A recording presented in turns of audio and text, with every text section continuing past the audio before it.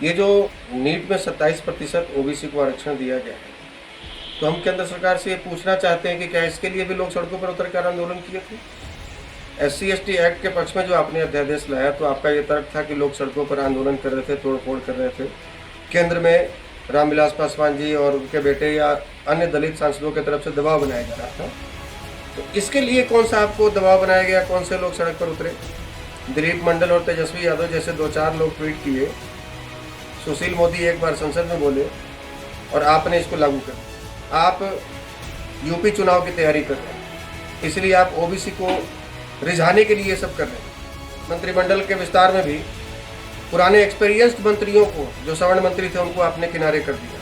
रमेश पोखरियाल जी को, रविशंकर प्रसाद जी को, हर्षवर्धन जी को, प्रकाश जावड़ेकर जी को आपने साइड कर दिया। और बिल्कुल जिसे मतलब कह सकते हैं कि शून्य के बराबर जानकारी है, शून्य के बराबर एक्सपीरियंस है, आपने उसको बड़े बड़े मंत्रालय दिए ओबीसी वर्ग वालों को। तो क्या मोदी जी ये मान लिया जाए, केंद्र सरकार क्या ये मान लिया जाए कि यदि आपको सवर्ण वोट न भी देंगे तब भी कोई फर्क नहीं पड़ेगा? आप यूपी चुनाव की तैयारी कर रहे हैं और सारे सवर्ण आपको वोट देते हैं, तो आप तो ये मान रहे हैं कि सवर्ण हमारे अलावा जाएंगे कहाँ? ये सपा को वोट नहीं देंगे, ये राजद को वोट नहीं देंगे, ये बसपा को वोट नहीं देंगे, ये कांग्रेस को वोट नहीं देंगे। और शायद यही वजह है कि आप इनके साथ दिन प्रतिदिन। और हम अपने सवर्ण समाज के लोगों से भी कहना चाहेंगे कि आप किस सांसदों के भरोसे बैठे हुए हैं घर में, और किस सांसदों के भरोसे आप घर में बैठकर टीवी ऑन कर मोबाइल पर तमाशा देख रहे हैं और किसका इंतजार कर रहे हैं? वो सांसद नहीं बोलेंगे उनके बेटों को डॉक्टर नहीं बनना है नीट कंप्लीट करके, उनके बेटों को नेता बनना है।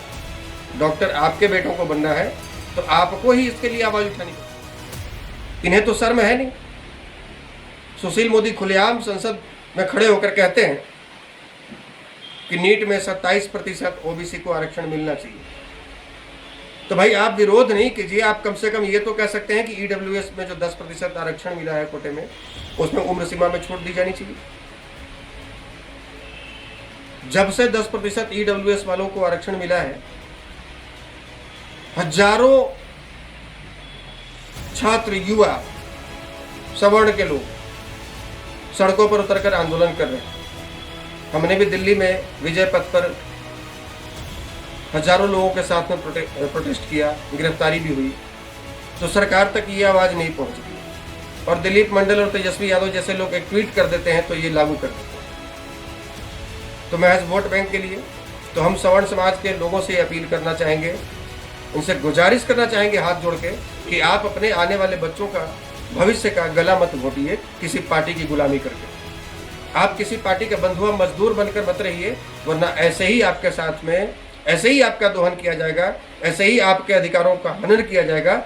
और ये ईडब्ल्यूएस, ये जो 27% ओबीसी को जो रिजर्वेशन मिला है नीट में, अब आप समझिए कि इससे 2348 सीट का नुकसान हुआ है सवर्ण बच्चों।